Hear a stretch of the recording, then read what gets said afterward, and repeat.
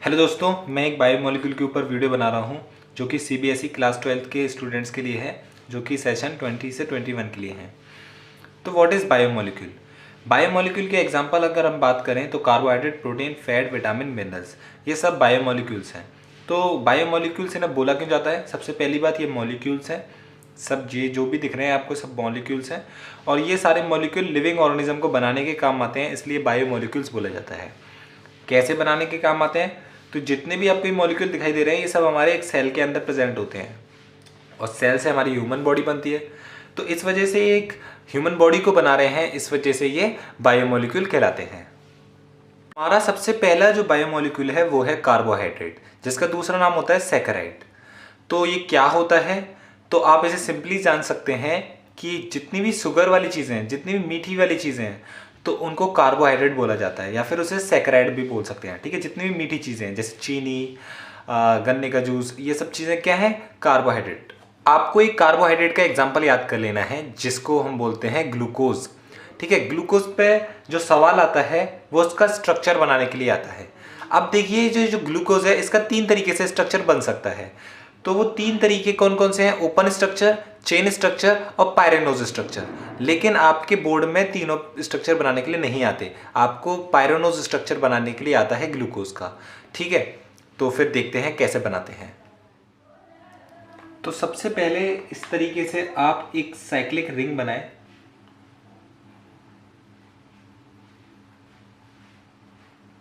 और एक ओ इधर लगा दें। ठीक है, इतना काम करने के बाद आपको करना क्या है कि आपको जितनी भी पोजीशंस हैं ये इधर ऐसे लाइन खींच देनी है, इस तरीके से। ठीक है, ये ग्लूकोज का स्ट्रक्चर बना रहे हैं हम। तो आपको इतना काम करने के बाद आपको करना क्या है कि ऑल्टरनेट पोजीशंस पे OH लगाते जाना है। पहले की पोजीशंस जो हैं, देखो इसे नंबर 1 पोजीशन बोलते हैं। इधर OH लगाया आपने, उसके बाद वाला OH भी यहीं पर आएगा, फिर ऑल्टरनेट होता जाएगा। OH OH, फिर यहाँ पे OH। ठीक है, मतलब पहली पोजीशन को छोड़ के यहाँ से OH स्टार्ट करें तो OH, फिर इस पोजीशन पे OH, फिर नीचे वाली पोजीशन पे OH, फिर ऊपर वाली पोजीशन पे OH। क्लियर? तो नीचे वाला यहाँ पहले पोजीशन छोड़ दें, हम ये वाली पोजीशन छोड़ दें। तो अगर यहाँ से गिने सेकंड पोजीशन से, तो नीचे OH ऊपर OH, नीचे OH ऊपर OH। क्लियर? अब हम देखते हैं बाकी इसमें बचता क्या। बाकी जो पोजीशंस बची उधर आपको हाइड्रोजन लगाना है, मतलब इसके जो एक एंड बचा उस पर आपको हाइड्रोजन लगा देना सिंपली। तो ठीक है, हम इसे हाइड्रोजन ज्वाइन कर देते हैं। ये हाइड्रोजन लग गया, ये हाइड्रोजन लग गया, ये हाइड्रोजन, ये रहा हाइड्रोजन, और इसकी अल्टरनेट पोजीशन ये रही, ये रहा हाइड्रोजन। ठीक है, तो अब इसमें रह क्या जाता है? यहाँ पे आपने गौर किया होगा कि मैंने OH को थोड़ा सा साइड लिखा है। क्यों? क्योंकि यहाँ पे एक CH2 और लगाना होता है, यहाँ पे CH2। क्लियर? ये कहलाता है आपका ग्लूकोज का पायरेनोज स्ट्रक्चर या फिर हॉवर्थ स्ट्रक्चर। इसको हॉवर्थ स्ट्रक्चर के नाम से भी बुलाया जाता है, तो मैं यहाँ लिख देता हूँ हॉवर्थ स्ट्रक्चर, और इसे पायरेनोज स्ट्रक्चर के नाम से भी बुलाते हैं, पायरेनोज स्ट्रक्चर। तो ठीक है, आपके पास सवाल कैसे आएगा? Draw pyranose structure of glucose, या फिर आ सकता है draw Howarth structure of glucose. ये ही आपका पायरेनोज से पूछा जाता है ज़्यादातर। ठीक है, तो आपके पास एक सवाल आता है कार्बोहाइड्रेट से कि रिड्यूसिंग शुगर और नॉन रिड्यूसिंग शुगर क्या होते हैं, या फिर इनके अंदर डिफरेंस क्या होता है। तो इस तरीके का सवाल आता है, तो उसको किस तरीके से करा जाएगा तो मैं आपको बताता हूँ। देखिए, तो रिड्यूसिंग शुगर और नॉन रिड्यूसिंग शुगर में सबसे पहला डिफरेंस जो आ जाता है वो ये आ जाता है कि ये इस तरीके के शुगर होते हैं। रिड्यूसिंग शुगर इस तरीके के शुगर होते हैं जो फेलिंग सॉल्यूशन और टॉलेंस रिएजेंट के संग रिएक्शन देते हैं। मतलब कि फेलिंग सॉल्यूशन के संग इस टाइप की शुगर की अगर आप रिएक्शन कराते हो तो ये फेलिंग सॉल्यूशन को रिड्यूस कर देगा, मतलब रिएक्ट कर देगा इसके संग। ठीक है, तो ये वाले शुगर वो होते हैं जो फेलिंग सॉल्यूशन और टॉलेंस रिएजेंट को इसके साथ रिएक्शन देते हैं, और ये वो वाले शुगर होते हैं जो फेलिंग सॉल्यूशन और टॉलेंस रिएजेंट के साथ रिएक्शन नहीं करते। क्लियर? तो हमारे पास इसका एग्जांपल रहेगा ग्लूकोज और फ्रक्टोज रिड्यूसिंग शुगर का, और नॉन रिड्यूसिंग शुगर का एग्जांपल रहेगा सुक्रोज। बस एक ही एग्जांपल याद रखना है, सुक्रोज। ठीक है, अब हम इसका ऊपर क्वेश्चन देखते हैं कि क्वेश्चन किस तरीके से पूछा जाएगा। तो इस पर क्वेश्चन कुछ इस तरीके से आता है कि how can reducing sugar and non reducing sugar be distinguished, mention the structural features characterising reducing sugar. तो रिड्यूसिंग शुगर और नॉन रिड्यूसिंग शुगर को कैसे डिस्टिंग्विश कर सकते हैं? तो वो इस तरीके से डिस्टिंग्विश करा जा सकता है। और आपके पास नेक्स्ट सवाल जो है वो और ध्यान से देख लें। कि mention the structural feature characterising reducing sugar.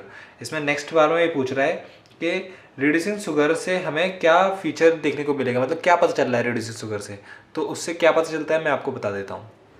तो ये जो रिड्यूसिंग शुगर होता है इसके अंदर एल्डिहाइड और कीटोन ग्रुप होता है। जो ये वाले शुगर होते हैं ना, जैसे ग्लूकोज, फ्रक्टोज, इनके अंदर एल्डिहाइड और कीटोन ग्रुप होता है। ये ग्रुप होने की वजह से ये फेलिंग सॉल्यूशन और टॉलरेंस रिएजेंट के साथ रिएक्शन कर पाता है। और ये जो नॉन रिड्यूसिंग शुगर होते हैं जैसे कि सुक्रोज, उसके अंदर एल्डिहाइड और कीटोन ग्रुप नहीं होता, जिसकी वजह से ये फेलिंग सॉल्यूशन और टॉलरेंस रिएजेंट के साथ रिएक्शन नहीं कर पाते। तो ये आपके पास सवाल आता है कार्बोहाइड्रेट से रिलेटेड। तो कार्बोहाइड्रेट से रिलेटेड इतने ही इंपॉर्टेंट पॉइंट्स हैं। नेक्स्ट हम बढ़ते हैं प्रोटीन की तरफ। अगर हम प्रोटीन की बात करें तो प्रोटीन जो होता है वो कई सारे अमीनो एसिड्स को मिला के बनता है, जैसे कि ग्लाइसिन, एलानिन, वेलिन और लाइसिन। ये सब मिलते जा रहे हैं तो एक पूरा क्या बन जाता है, प्रोटीन बन जाता है। ठीक है, तो ये एक अमीनो एसिड है, ये एक अमीनो एसिड है, ये एक अमीनो एसिड है और ये भी एक अमीनो एसिड है। तो सारे अमीनो एसिड जब मिल जाते हैं तो एक प्रोटीन का निर्माण होता है, प्रोटीन बनता है। तो ठीक है, तो प्रोटीन की डेफिनेशन हम बोल सकते हैं कि protein is the polymer of the amino acid. Amino acid मिल के कई सारे अमीनो एसिड मिल के एक प्रोटीन का फॉर्मेशन करते हैं। ठीक है, तो ये क्या होता है, ग्लाइसिन, एलानिन वगैरह वगैरह, ये देख लेते हैं। तो जितने भी अमीनो एसिड होते हैं उन सब के अंदर यही स्ट्रक्चर यूज होता है, जैसे कि ग्लाइसिन, एलानिन, वेलिन, लाइसिन, इन सब का स्ट्रक्चर यही है। तो इसमें होता क्या है, ये सारे अमीनो एसिड हैं, तो ये अमीनो एसिड का स्ट्रक्चर है। तो देखो, कार्बन से एक हाइड्रोजन जुड़ा हुआ है, एक COOH कार्बोक्सिलिक एसिड ग्रुप जुड़ा हुआ है, एक NH2 ग्रुप अमीन ग्रुप जुड़ा हुआ है। तो ये तीन चीज़ें जुड़ी हुई हैं जिनसे मैंने रेड से मार्क कर रखा है। ठीक है, अभी देखो आखिरी में एक R और जुड़ा हुआ है।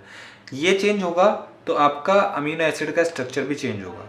जैसे कि यहाँ पे अगर मैं R की जगह H लगा दूँ, R क्या है, कुछ भी एक ग्रुप है, R की जगह अगर मैं H लगा दूँ, यहाँ पे H लगा दूँ, तो आपका जो स्ट्रक्चर बनेगा वो ग्लाइसिन का बनेगा। ठीक है, अगर इस जगह मैं R की जगह CH3 लगा दूँ, अगर मैं CH3 लगा दूंगा तो जो स्ट्रक्चर बनेगा वो बनेगा एलेनिन का। ठीक है, तो इस तरीके से स्ट्रक्चर बनते हैं आपके। तो जो स्ट्रक्चर आपको याद करने हैं वो ये तीन ही हैं।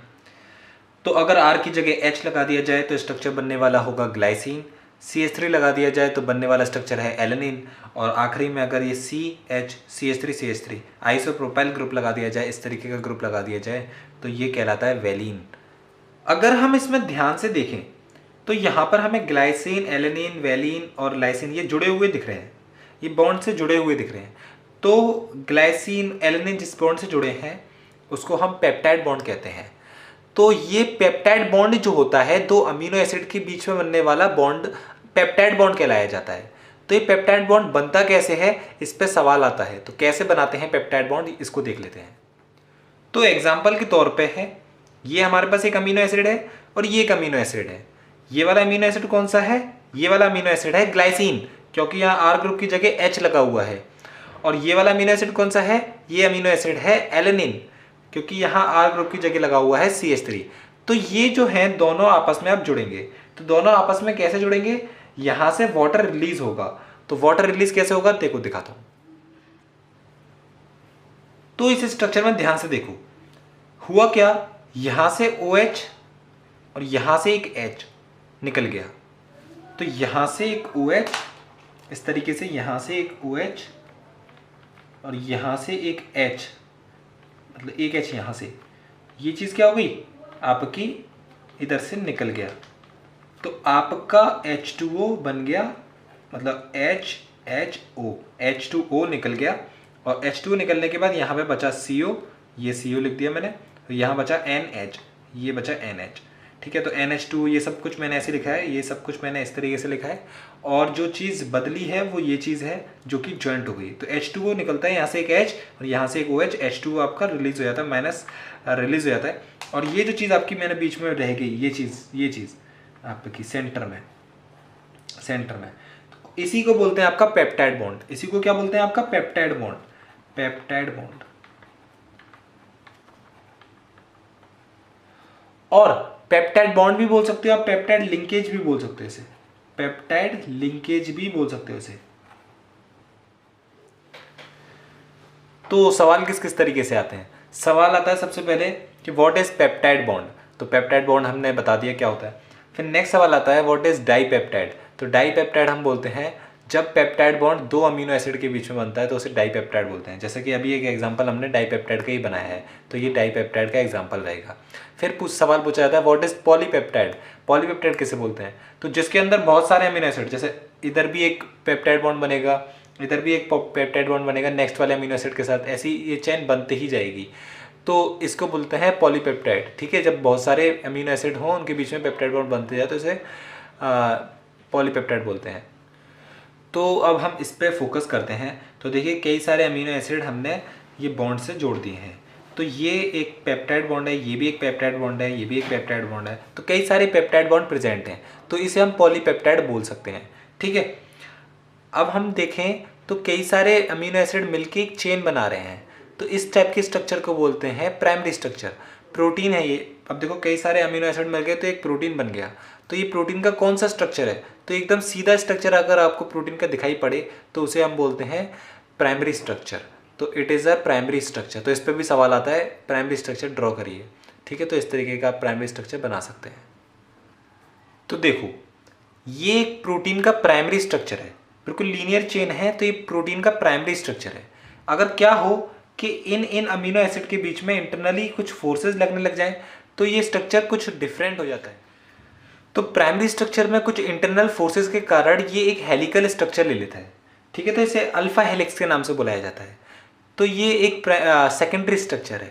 प्राइमरी स्ट्रक्चर बिल्कुल स्ट्रेट होता है और सेकेंडरी स्ट्रक्चर इस हेलिकल फॉर्म में होता है। ठीक है, क्योंकि इसके अंदर इंटरनली हाइड्रोजन बॉन्डिंग प्रेजेंट है। अब ये अंदर के अंदर हाइड्रोजन बॉन्डिंग लग रहा है बीच बीच में अमीनो एसिड के, तो ये आपका एक अल्फा हेलिक्स स्ट्रक्चर बन जाता है। तो ये आपका एक सेकेंडरी स्ट्रक्चर है। तो इस तरीके के स्ट्रक्चर को अल्फा हेलिक्स बोलते हैं और ये एक सेकेंडरी स्ट्रक्चर है, इंट्रामोलिकुलर हाइड्रोजन बॉन्डिंग की वजह से क्रिएट हुआ है। अब हम देखते हैं प्राइमरी स्ट्रक्चर सेकेंडरी स्ट्रक्चर में तो कन्वर्ट हो गया, पर यही एक तरीका नहीं है सेकेंडरी स्ट्रक्चर में बनने का। एक और तरीका है सेकेंडरी स्ट्रक्चर बनाने का प्रोटीन का, तो वो क्या तरीका है वो देखते हैं। तो दूसरा मेथड है जब दो प्राइमरी स्ट्रक्चर आमने सामने आ जाते हैं तो इनके बीच में हाइड्रोजन बॉन्डिंग लगने लग जाती है। अब देखिए ये एक ही प्राइमरी स्ट्रक्चर के अंदर लग रही थी हाइड्रोजन बॉन्डिंग, इस वजह से इसे बोला था इंट्रामोलिकुलर हाइड्रोजन, मतलब अंदर ही अंदर। और अगर दो के बीच में अगर हाइड्रोजन बॉन्डिंग लगेगी तो अब बोलेंगे इसे इंटरमोलिकुलर हाइड्रोजन बॉन्डिंग, मतलब दो मॉलिक्यूल्स के बीच में हाइड्रोजन बॉन्डिंग। क्लियर है? तो इस तरीके से जब इसमें बीच में फोर्स लग जाता है तो ये इस तरीके का स्ट्रक्चर बना लेता है। ठीक है, तो ये आपका एक सेकेंडरी स्ट्रक्चर है और इस वाले स्ट्रक्चर को हम बोलते हैं बीटा शीट। ठीक है, तो बीटा शीट, और ये क्यों फॉर्म हुआ है? इंटरमोलिकुलर हाइड्रोजन बॉन्डिंग की वजह से। इंटरमोलिकुलर, तो सवाल आता है कि सेकेंडरी स्ट्रक्चर कितने टाइप के होते हैं? तो दो टाइप के होते हैं, अल्फा हेलिक्स और बीटा शीट। अल्फा हेलिक्स के अंदर कौन सी हाइड्रोजन बॉन्डिंग प्रेजेंट होती है? तो इंट्रामोलिकुलर हाइड्रोजन बॉन्डिंग। और बीटा शीट के अंदर कौन सी हाइड्रोजन बॉन्डिंग प्रेजेंट होती है? Intermolecular hydrogen bonding. क्लियर? मैंने इस तरीके से यहाँ पर लिख दिया है, ये आपकी बीटा शीट है, ये आपका सेकेंडरी स्ट्रक्चर है और इसमें जो बॉन्डिंग प्रेजेंट होती है वो होती है इंटरमोलिकुलर हाइड्रोजन बॉन्डिंग। ठीक है, तो दो प्राइमरी चेन जोड़ेंगी तो ये इस तरीके की प्लेट की फॉर्म ले लेता है, मतलब शीट की फॉर्म में ले लेता है। क्लियर है? अगर अब ये सेकेंडरी स्ट्रक्चर और ज़्यादा फोल्ड हो जाए, सेकेंडरी स्ट्रक्चर और ज़्यादा फोल्ड हो जाए और इंटरनल हाइड्रोजन बॉन्डिंग लग जाए तो ये स्ट्रक्चर जो बनता है वो कहलाता है टर्जरी स्ट्रक्चर। ठीक है, प्रोटीन का टर्जरी स्ट्रक्चर। और अगर एक से ज़्यादा टर्जरी स्ट्रक्चर आपस में ज्वाइंट हो जाते हैं तो ये जो स्ट्रक्चर बन के आता है इसे बोलते हैं क्वाटरनरी स्ट्रक्चर ऑफ प्रोटीन। ठीक है, तो मैंने सारे स्ट्रक्चर बता दिए आपको। प्राइमरी सेकेंडरी दो तरीके के होते हैं। सबसे ज़्यादा सवाल आता है सेकेंडरी और प्राइमरी पे। प्राइमरी और सेकेंडरी स्ट्रक्चर सबसे ज़्यादा पूछे जाते हैं, टर्जरी और क्वाटरनरी नहीं पूछे जाते, फिर भी मैंने बता दिया। ठीक है, तो ये आपका लास्ट में आया दो या तीन चार आपके टर्जरी स्ट्रक्चर मिल जाते हैं, तो आपका जो स्ट्रक्चर बन के आता है वो होता है क्वाटरनरी स्ट्रक्चर। तो देखो एक टॉपिक नेक्स्ट देखते हैं। प्रोटीन्स जो होते हैं वो दो तरीके के होते हैं, फाइब्रस प्रोटीन और ग्लोबुलर प्रोटीन। इस पर भी बहुत ज़्यादा सवाल आता है, तो सवाल क्या है वो समझते हैं। फाइब्रस प्रोटीन क्या होते हैं और ग्लोबुलर प्रोटीन क्या होते हैं, बहुत ज़्यादा क्वेश्चन आता है। ठीक है, तो फाइब्रस प्रोटीन जो होता है वो क्या होता है इसको समझते हैं सबसे पहले। तो मान के चलते हैं ये सारी प्रोटीन की चेन्स हैं, तो ये सारी प्रोटीन की चेन्स अगर आपकी हाइड्रोजन बॉन्डिंग से लिंक कर जाए, हाइड्रोजन बॉन्डिंग से कई सारी प्रोटीन की चेन कैसी पैरेलल वाली हाइड्रोजन बॉन्डिंग से कई सारी हाइड्रोजन बॉन्डिंग से आपकी जॉइंट हो जाए, तो आपकी ये जो चीज़ बन के आएगी वो बन के आएगी फाइब्रस प्रोटीन। तो दोबारा समझो कि अगर कई सारी पैरेलल पॉलीपेप्टाइड की चेन, मतलब प्रोटीन की चेन को पॉलीपेप्टाइड की चेन भी बोलते हैं, कंफ्यूज मत होना। तो कई सारी पॉलीपेप्टाइड की चेन हाइड्रोजन बॉन्डिंग से लिंक कर जाए, या फिर डाइसल्फाइड बॉन्ड, तो दो तरीके के बॉन्ड हो सकते हैं, हाइड्रोजन बॉन्ड और डाइसल्फाइड बॉन्ड से अगर ये ज्वाइन कर जाएं तो इस टाइप की प्रोटीन को बोलते हैं फाइब्रस प्रोटीन। तो ठीक है, तो आपके हाइड्रोजन बॉन्ड ने और डाइसल्फाइड बॉन्ड ने कई सारे पैरेलल प्रोटीन्स को जोड़ रखा है, तो इस टाइप के आपका प्रोटीन जो बन के आता है वो बन के आता है आपका फाइब्रस प्रोटीन। कई सारी पॉलीपेप्टाइड चेन को इन बॉन्ड से जोड़ दो। पर इसमें जो इंपॉर्टेंट बात रखनी है याद, वो रखनी है कि ये सॉल्युबल नहीं होते पानी के अंदर, ये इनसॉल्युबल होते हैं पानी के अंदर। ठीक है, पानी के अंदर इनसॉल्युबल होते हैं ये वाले प्रोटीन।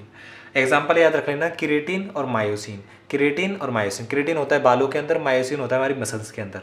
ठीक है, तो फाइब्रस प्रोटीन। अब देख लेते हैं जल्दी से ग्लोबुलर प्रोटीन। तो देखो ग्लोबुलर प्रोटीन में क्या होता है, कई सारी पॉलीपेप्टाइड की चेन्स जो होती हैं वो हाइड्रोजन बॉन्ड से और डाइसल्फाइड बॉन्ड से जुड़ी रहती हैं, जैसा कि इधर देखा था। पर इसमें फ़र्क क्या है कि यहाँ थ्रेड लाइक स्ट्रक्चर बन के आ रहा था फाइनली। तो fibrous protein thread like structure बनाती है, लेकिन ग्लोबुलर प्रोटीन जो होती है कि स्फेरिकल बॉल टाइप की बनाती है, स्फेरिकल तरीके की। ठीक है, और अंतर क्या है, ये इनसॉल्युबल होते हैं वाटर के अंदर और ये सॉल्युबल होते हैं वाटर के अंदर। इसके एग्जांपल थे क्रिएटिन, मायोसिन। इसके एग्जांपल है एल्ब्यूमिन और इंसुलिन। इंसुलिन सब जानते हैं, एल्ब्यूमिन मैं बताया था हमारे ब्लड के अंदर, ह्यूमन के अंदर एक प्रोटीन होता है जिसको बोलते हैं एल्ब्यूमिन। ठीक है, अब देखते हैं प्रोटीन का डीनेचुरेशन। तो प्रोटीन का डीनेचुरेशन से मतलब क्या है, जैसा कि आपने एग के अंदर देखा होगा बीच में एक पीला पीला सा यॉक होता है और उसके चारों तरफ लिक्विड भरा होता है। ठीक है, ऐसे ही दूध देखा होगा आपने, लिक्विड लिक्विड होता है। लेकिन अगर हम एग को गर्म कर देते हैं, हीट कर देते हैं, तो उसके बाद देखा होगा, मतलब उबाल देते हैं, बॉईल कर देते हैं, तो उसके बाद वो हार्ड हो जाता है लिक्विड। ठीक है, वाइट कलर का हो जाता है। और मिल्क जो होता है दही बनने के बाद वो किस में कन्वर्ट हो जाता है, बिल्कुल हार्ड हार्ड सा, मतलब दही बनने के बाद वो जम जाता है। तो ऐसा क्यों हो जाता है, ऐसा क्या है जिसकी वजह से दही जम जाता है, अंडा भी उबालने के बाद जम जाता है, तो इसका कारण क्या है। तो इनका सॉलिडिफाई होने का कारण है कि डीनेचुरेशन ऑफ प्रोटीन। तो इसमें होता क्या है, ये जो आपके एग का लिक्विड है, जो मिल्क का लिक्विड है, ये प्रोटीन होता है, इसके अंदर प्रोटीन होता है। और प्रोटीन भी कौन सा होता है, सेकेंडरी वाला और टर्जरी वाला। तो टर्जरी और सेकेंडरी प्रोटीन जो होते हैं उन्हें अगर आप हीट करते हो या उनके अंदर का पीएच चेंज करते हो तो वो डिस्ट्रॉय होने लग जाते हैं, मतलब कि वो प्राइमरी स्ट्रक्चर में कन्वर्ट होने लग जाते हैं। तो हीट करने की वजह से सेकेंडरी और टर्जरी स्ट्रक्चर प्राइमरी स्ट्रक्चर में कन्वर्ट हो जाते हैं, जिससे कि वो चीज़ सॉलिडिफाई हो जाती है। बहुत प्राइमरी स्ट्रक्चर बहुत पास आके आपके चिपक जाते हैं और वो आपका सॉलिडिफाई हो जाता है, कन्वर्ट हो जाता है सॉलिड फॉर्म में। तो ये सवाल आता है what is denaturation of protein. तो ये डेफिनेशन एग्जैक्टली याद करनी है, इसमें तो कोई चारा नहीं है। ड्यू टू टेम्परेचर और पीएच चेंज सेकेंडरी और tertiary structures are destroyed but primary structure remain intact. This process is called denaturation of protein. तो अगर आपसे ज़्यूटराइन के बारे में पूछ लिया जाए तो ज़्यूटराइन होता क्या है, तो अगर अमीनो एसिड है उसमें दो ग्रुप प्रेजेंट होते हैं, NH2 और COOH। अगर H COH से उठकर NH2 में चले जाए तो आपका कुछ इस तरीके का स्ट्रक्चर बन जाएगा, COO नेगेटिव और NH3 पॉजिटिव। तो H इधर से H पॉजिटिव, मतलब सॉरी H पॉजिटिव यहाँ से उठकर यहाँ चला गया, तो इस चीज़ को बोलते हैं ज़्यूटराइन। तो आप किसी का भी बना सकते हैं, जैसे ग्लिसरीन का आपको बोल दिया जाए कि ज़्यूटराइन बनाओ, तो यहाँ R की जगह सिर्फ H लगाना है और यही काम कराना है आपको, COH से उठा के एक H, तो ये चीज़ आपकी ज़्यूटराइन बन जाएगी। तो देखो ज़्यूटराइन जो बन के आया है इसके अंदर एक COO नेगेटिव बन गया है और एक NH3 पॉजिटिव बन गया है। तो जो COO नेगेटिव है ये आपका बेसिक ग्रुप की तरह एक्ट कर रहा है, क्योंकि इसके पास नेगेटिव है इसलिए बेसिक ग्रुप की तरह एक्ट कर रहा है। इसके पास पॉजिटिव है इसलिए ये एसिडिक ग्रुप की तरह एक्ट कर रहा है। ये चीज़ आपको पता होनी चाहिए। तो ये चार तरीके के सवाल अब आप सॉल्व कर सकते हो, ज़्यूटराइन से ही सॉल्व हो जाएंगे चारों। ड्रॉ ज़्यूटराइन ऑफ ग्लिसरीन, तो ग्लिसरीन का ज़्यूटराइन बनाना भी आपके लिए पॉसिबल है। नेक्स्ट सवाल है, how do you explain amphoteric nature of amino acid.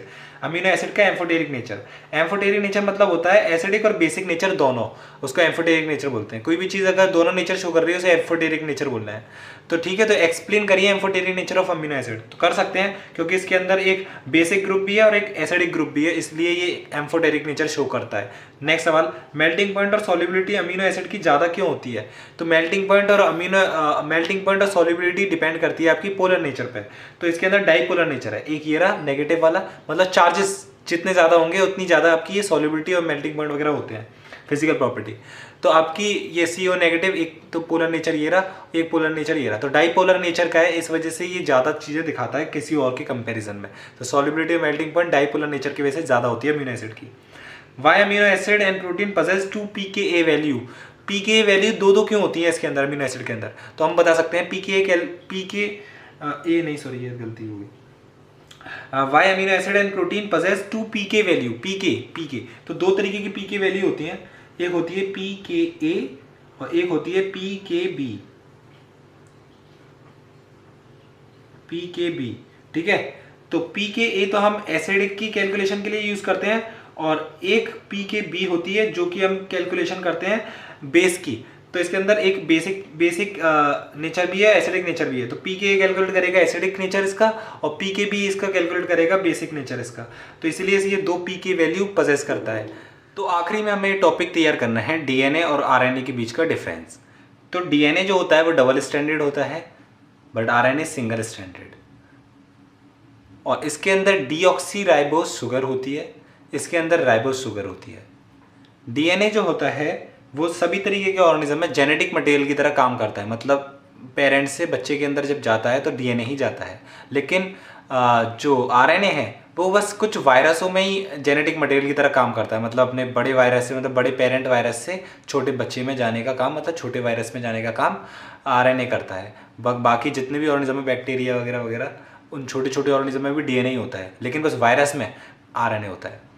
अगर हम बेसिस की बात करें तो एडेनिन, ग्वानिन, साइटोसिन और थाइमिन, ATGC, AGC और T, ये चार हैं, ये बेसिस प्रेजेंट होते हैं डीएनए के अंदर। लेकिन बेस प्रेजेंट होते हैं आरएनए के अंदर कौन कौन से? A, G, C और U।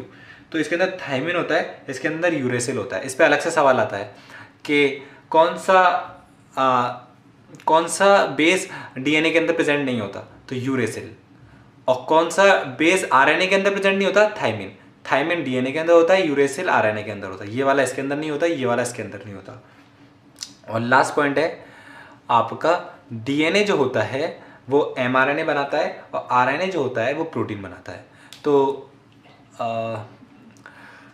बायोमोलिक्यूल से आने वाले जितने भी सवाल मुझे लगता है कि आ सकते हैं वो मैंने सारे कवर कर दिए हैं। कम से कम इतना तो इस चैप्टर में से तैयार कर ही लेना। Thank you and have a nice day, bye.